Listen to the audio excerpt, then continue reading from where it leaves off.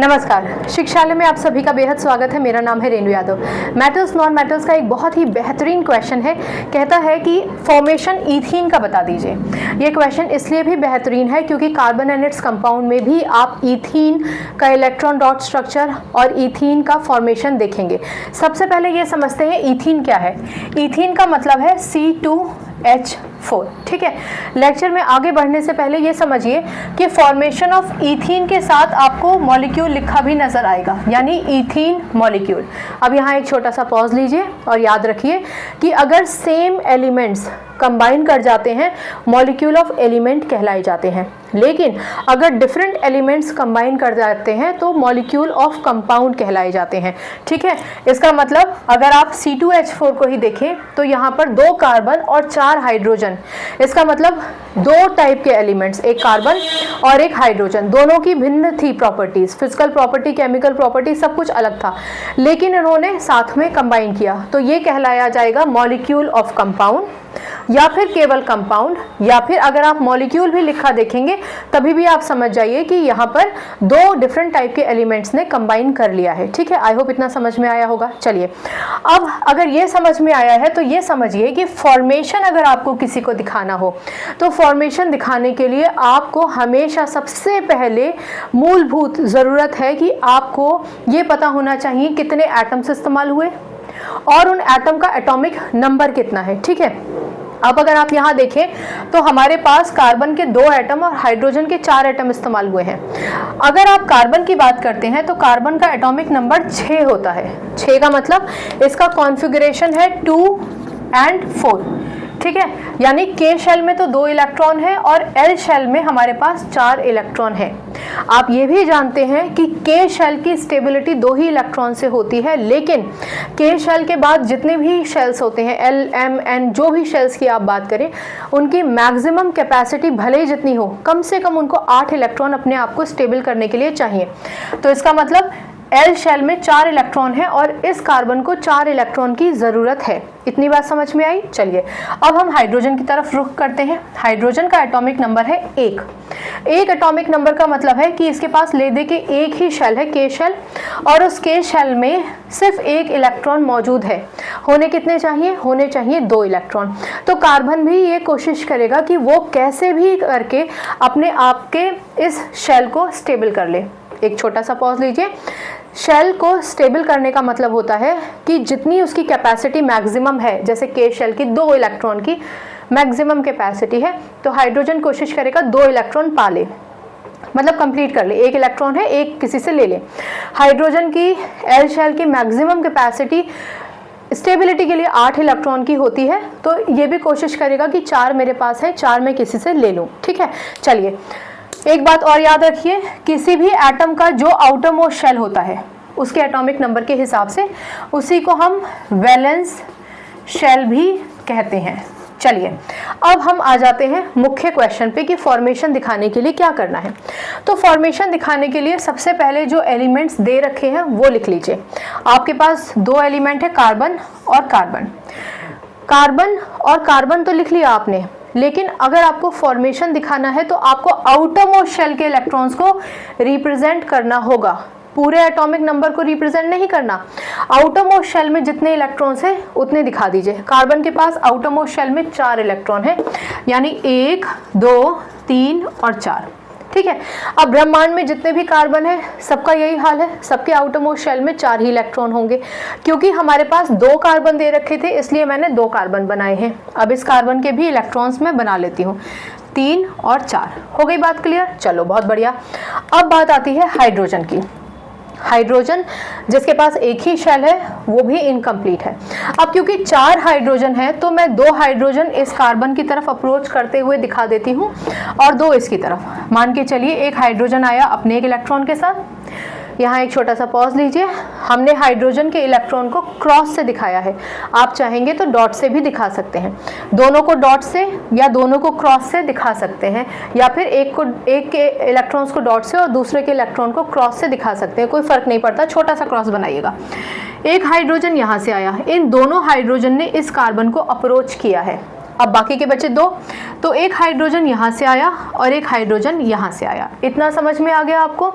Hydrogen ने approach किया carbon को। क्यों अप्रोच कर रहे हैं? क्योंकि ये चाहते हैं कि ये स्टेबिलिटी गेन कर ले। ठीक है, स्टेबिलिटी का मतलब अपने अपने आउटरमोस्ट शेल को कंप्लीट कर ले। चलो अब कहानी सुनो। अब कार्बन कहता है, हाइड्रोजन कहता है कि भैया कार्बन, मेरे पास आउटरमोस्ट शेल में एक इलेक्ट्रॉन है, मुझे एक इलेक्ट्रॉन की ज़रूरत है। अगर तुम अपना इलेक्ट्रॉन मेरे साथ शेयर कर दो तो मेरा ऑक्टेट कंप्लीट हो जाएगा। ऑक्टेट कंप्लीट होने का हमेशा ये मतलब नहीं होता कि आउटरमोस्ट शेल में 8 इलेक्ट्रॉन हो जाएंगे, नहीं। हाइड्रोजन के केस में ऑक्टेट कंप्लीट होने का मतलब है कि के शेल कंप्लीट हो जाएगा, यानी 2 इलेक्ट्रॉन्स पा जाएगा, वो एक है एक पा जाएगा। कार्बन कहता है ठीक है, तुम मेरा इलेक्ट्रॉन शेयर कर लो। ऐसी स्थिति में हाइड्रोजन के पास अपना एक इलेक्ट्रॉन था, एक उसने कार्बन का ले लिया। हो गई बात क्लियर? शेयर कर लिया, लिया नहीं है, लेके भाग नहीं गया। सिमिलरली ये हाइड्रोजन अपनी कहानी बताता है और ये भी इलेक्ट्रॉन शेयर कर लेता है। अब आप ध्यान से सुनिए, हाइड्रोजन के पास एक इलेक्ट्रॉन अपना था, एक उसने शेयर किया। हाइड्रोजन का ऑक्टेट हो गया कंप्लीट, क्योंकि अब हाइड्रोजन के के शेल में टोटल कुल 2 इलेक्ट्रॉन्स हो गए। सिमिलरली ये भी कंप्लीट हो गया। ये हाइड्रोजन भी यही कहानी कहेगा इस कार्बन से, और ये हाइड्रोजन भी यही कहानी कहेगा इस कार्बन से। चारों हाइड्रोजन्स जो इनकम्प्लीट थे, चारों ने इन कार्बन्स के इलेक्ट्रॉन्स को शेयर करके अपना अपना ऑक्टेट कंप्लीट कर लिया। क्लियर हो गई बात? चलो बहुत बढ़िया, कहानी बढ़िया चल रही थी। अब कार्बन कहता है कि देखो भैया ऐसा है, मैंने तुमसे इलेक्ट्रॉन शेयर किए, पर मैं तुम्हें सच बताऊं मेरी भी कहानी दुख भरी है। मेरे आउटरमोस्ट शेल में, एल शेल में 4 इलेक्ट्रॉन है, होने चाहिए 8। तो जैसे मैंने इलेक्ट्रॉन शेयर किए हैं, तुम भी अपने इलेक्ट्रॉन्स मेरे साथ शेयर कर लो। ठीक, अब यहाँ एक छोटा सा पॉज लीजिए और देखिए कि क्योंकि ये इलेक्ट्रॉन्स तो शेयर किए गए हैं, जो इलेक्ट्रॉन शेयर किए गए हैं वो केमिकल बॉन्डिंग में पार्टिसिपेट कर रहे हैं। याद रखिए, हम इसके बारे में भी बात करेंगे अभी। केमिकल बॉन्डिंग में पार्टिसिपेट कर रहे हैं, यानी ये इलेक्ट्रॉन्स तो केमिकल बॉन्डिंग में पार्टिसिपेट कर रहे हैं, पर ये इलेक्ट्रॉन्स पार्टिसिपेट नहीं कर रहे हैं, यहाँ कोई नहीं है। तो इनको हटाकर मैं यहाँ पर बीच में लिख देती हूँ। ठीक है, ग्रीन से बना दिया, कोई फर्क नहीं पड़ता, बनाना मैं इलेक्ट्रॉन्स ही चाह रही हूँ। जो यहाँ बाहर थे वो मैंने अंदर लिख दिए। चलो बढ़िया हो गई बात। चलो, तो कार्बन कहता है कि भैया ऐसा है, क्योंकि मैंने तुमसे अपने इलेक्ट्रॉन शेयर किए, तुम भी अपने इलेक्ट्रॉन शेयर करो। यानी कार्बन के पास 1 2 3 4 5 6 7 8 9 10 कुल मिला के कार्बन का ऑक्टेट कंप्लीट होता है इस आउटरमोस्ट शेल में 8 इलेक्ट्रॉन से। तो आप देखो कि कार्बन के पास 2 अपने थे, एक इधर और एक इधर, यहाँ वाला मैंने यहाँ रख दिया। 2 अपने थे, 2 इसने बाजू वाले कार्बन के शेयर किए। कितने हो गए? 4 5 6 7 और 8। ये मैंने सिर्फ एक कार्बन की बात बताई है। अभी जो मैंने शुरुआत में 10 गिनती सुनाई ना, वही बच्चे गड़बड़ करते हैं, इसलिए सुनाया। आपको 10 नहीं काउंट करना, आपको सिर्फ इस कार्बन की बात करनी है, ओनली दिस कार्बन, क्योंकि ये कार्बन बात कर रहा है अपने वाले हाइड्रोजनों से जिन्होंने आके इसको अप्रोच किया। तो अब कुल मिला के इस कार्बन के पास अपने 2 3 4 5 6 और 2 इलेक्ट्रॉन्स इसने बाजू वाले कार्बन से शेयर किए, यानी कुल मिला के ये हो गया इसका सर्किल। आई बात समझ में? दोबारा से सुन लीजिए, जब आप कार्बन के टोटल इलेक्ट्रॉन्स काउंट करेंगे तो ये कार्बन जिससे जुड़ा है उसके साथ जो इलेक्ट्रॉन शेयर हुए हैं वो काउंट करेंगे। यानी इस कार्बन का ताल्लुक सिर्फ इस कार्बन से, इन हाइड्रोजन से है। इस कार्बन का कोई ताल्लुक इन हाइड्रोजन से नहीं है। हमारे पास आउटरमोस्ट शेल में 4 इलेक्ट्रॉन थे। 4 इलेक्ट्रॉन कैसे? कार्बन के 4 इलेक्ट्रॉन, एक तो ये था, एक यहाँ वाला मैंने यहाँ लिख दिया था 2, एक तीसरा ये चौथा, ये तो कार्बन के अपने थे ना। फिर 5वां हाइड्रोजन का लिया, 6ठा हाइड्रोजन का लिया, 6 हो गए, और 2 बाजू वाले कार्बन के लिए हो गए ना, पूरे के पूरे 8। यानी ये हो गया ऑक्टेट कंप्लीट। क्लियर हो गई बात? दोबारा से सुनिए, इस कार्बन ने हाइड्रोजन को तो कहा ही था कि भैया मेरा ऑक्टेट भी इनकम्प्लीट है, मेरी हेल्प करो, शेयर करो इलेक्ट्रॉन। इन दोनों हाइड्रोजन ने तो इलेक्ट्रॉन शेयर ही किए। इसने यही बात अपने जैसे कार्बन से भी बोली थी कि भैया तुम्हारे पास जो 2 इलेक्ट्रॉन्स है ना, तुम मेरे साथ शेयर कर दो, मेरा ऑक्टेट कंप्लीट हो जाएगा।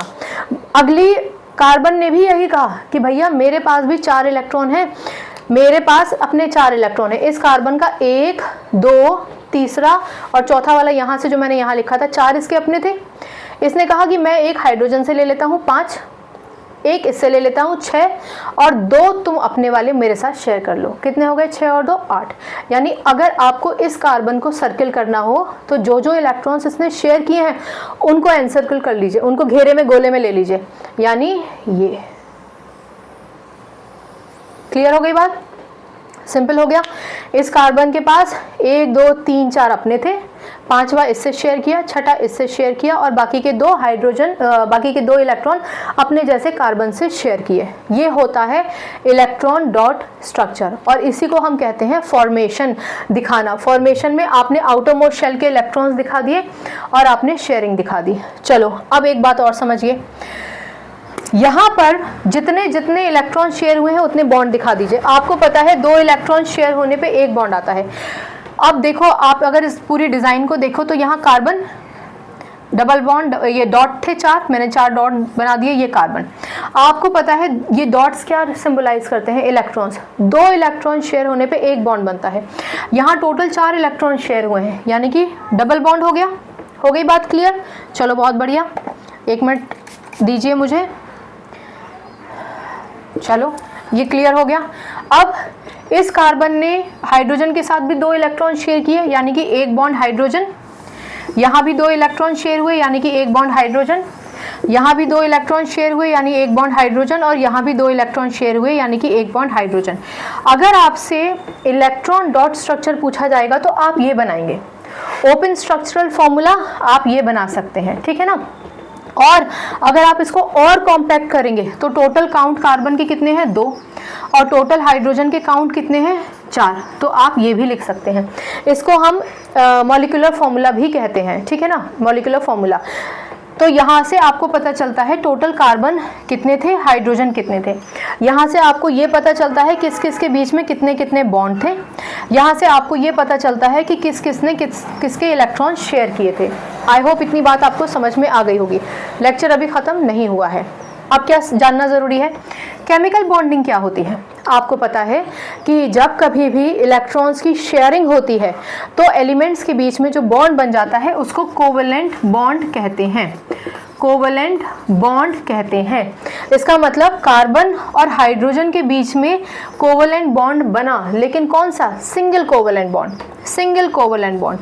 हर एक कार्बन और हाइड्रोजन के बीच में सिंगल कोवेलेंट बॉन्ड बना है, जबकि कार्बन और कार्बन के बीच में डबल कोवेलेंट बॉन्ड बना है, यानी कि ईथीन एक एग्जाम्पल है आपके पास। हाँ, ईथीन एक एग्जाम्पल है जहाँ पर सिंगल कोवेलेंट बॉन्ड भी है, डबल कोवेलेंट बॉन्ड भी है। इतना समझ में आ गया? चलिए बहुत बढ़िया। इसके अलावा एक और चीज़ छूट गई है। जब ये पूरा कंपाउंड बन गया, पूरा कंपाउंड बन गया ना, अब अगर आपसे पूछा जाए कि भैया ईथीन यानी इसके कार्बन किसको रिजेंबल करता है, तो आप कहेंगे ये कार्बन नियन को रिजेंबल करता है। रिजेंबल करने का मतलब क्या है? सुनिए, कार्बन के पास टोटल, आउटरमोस्ट शेल की बात नहीं कर रही हूँ, टोटल इलेक्ट्रॉन्स कितने थे? 6 थे, ठीक है ना।